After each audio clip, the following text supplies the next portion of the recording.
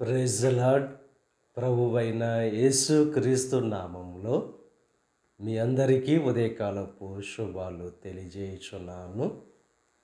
ఈరోజు దేవుడు మనకు అనుగ్రహిస్తున్న అతి శ్రేష్టమైన వాగ్దానము ఆదికాండము 12వ అధ్యాయము 3వ వచనాన్ని చదువుకుందాము. నిన్ను ఆశీర్వదించు వారిని ఆశీర్వదించెదను. మిమ్మల్ని ఎవరైతే ఆశీర్వదిస్తారో వారిని ఆశీర్వదించేదని చెప్పి దేవుడు వాగ్దానం చేస్తున్నారు. ఆనాడు అబ్రహాముతో చేసిన వాగ్దానం ఈ ఉదయకాల సమయంలో దేవుడు మనకు అనుగ్రహిస్తున్నారు. దేవుని యొక్క ఆశీర్వాదం మనం పొందుకుని ఇతరులకు ఆశీర్వాదకరంగా మన యొక్క జీవితం ఉండాలంటే దేవుని మాటకు విధేయత చూపి ఆయన మాటకు లోబడి ఎప్పుడైతే జీవిస్తామో దేవుని యొక్క ఆశీర్వాదాన్ని మనం పొందుకుంటాం. నిన్ను ఆశీర్వదించు వారిని దేవుడు ఆశీర్వదిస్తాడు.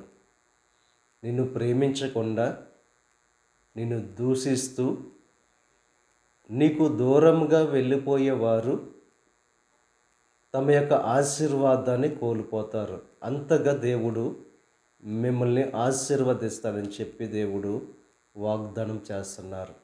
భూమి యొక్క సమస్త వంశములు మీ యందు ఆశీర్వదింపబడతాయి.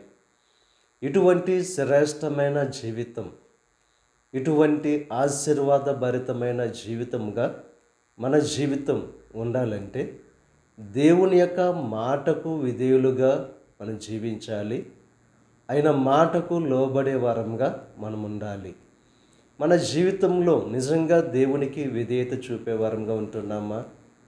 దేవుని యొక్క మాటకు లోబడి జీవించే వారంగా మనం ఉంటున్నామా? ఒకసారి మన జీవితాన్ని ఎప్పుడైతే పరిశీలన చేసుకుని దేవునికి విధేయులుగా, దేవునికి నమ్మకమైన వారముగా, దేవునికి లోబడి జీవించే వారముగా ఎప్పుడైతే మనం ఉంటామో అబ్రహామును ఏ రీతిగా దేవుడు ఆశీర్వదించి అబ్రహామును ఆశీర్వదించిన వారిని దేవుడు ఏ రీతిగా ఆశీర్వదించాడో, అబ్రహామును ప్రేమించిన వారిని ఏ రీతిగా దేవుడు ఆశీర్వదించాడో, అబ్రహాము ద్వారా భూమి మీద ఉన్న సమస్త వంశములు ఏ రీతిగా దీవింపబడినవో ఆ రీతిగా దేవుడు మీ జీవితాన్ని ఫలభరితమైన జీవితంగా, ఆశీర్వాదభరితమైన జీవితంగా ఆయన మార్చగలడు. గనుక ఇక ఉదయకాల సమయంలో దేవునికి విధేయులుగా ఉంటూ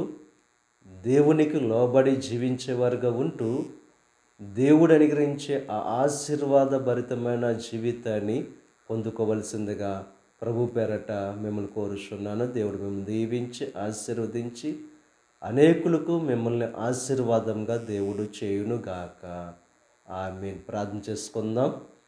పరిశుద్ధుడా, మహోన్నతుడా, సర్వశక్తిమంతుడైన యేసయ్య, ఈ ఉదయకాల సమయంలో నువ్వు అనుగ్రహించిన అతి శ్రేష్టమైన వాగ్దానాన్ని బట్టి నీకు స్తుతులు చెల్లిస్తున్నాం దేవా. నిన్ను ఆశీర్వదించు వారిని ఆశీర్వదిస్తానని చెప్పి అబ్రహాముతో ఆనాడు వాగ్దానం చేసావు. ఈరోజు ఈ యొక్క ఉదయకాల సమయంలో అటువంటి వాగ్దానం మాకు అనుగ్రహించావు.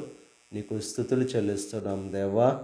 ఎవరైతే నీకు విధేయులుగా జీవిస్తారో, నీ మాటకు లోబడి జీవిస్తారో, ఆనాడు అబ్రహామును ఏ రీతిగా ఆశీర్వదించావో, అబ్రహాము ద్వారా భూమి మీద ఉన్న సమస్త వంశములను ఏ రీతిగా ఆశీర్వదించావో అటువంటి ఆశీర్వాదభరితమైన జీవితంగా ఉంటుంది. కనుక ప్రతి ఒక్కరూ కూడా నీకు విధేయులుగా జీవిస్తూ నీ మాటకు లోబడే మనసు ప్రతి ఒక్కరికి కలుగు చేయండి. ఈ ప్రార్థనలో ఏకీభిస్తున్న ప్రతి ఒక్కరిని దీవించి ఆశీర్వదించండి. ఈరోజు తలపెట్టిన ప్రతి కార్యాన్ని సఫలం చేయండి. వారి రాకపోకల్లో నీకు సహాయం అనుగ్రహించండి. ఈ దిన ఆశీర్వాదాలు ప్రతి ఒక్కరి మీద మెండుగా కుమ్మరింపచేసి నీ దీవులతో నింపి నడిపించమని మా ప్రభువైన యేసు క్రీస్తు నామం పేరట వేడుకొనుచున్నాం తండ్రి. ఆమేన్.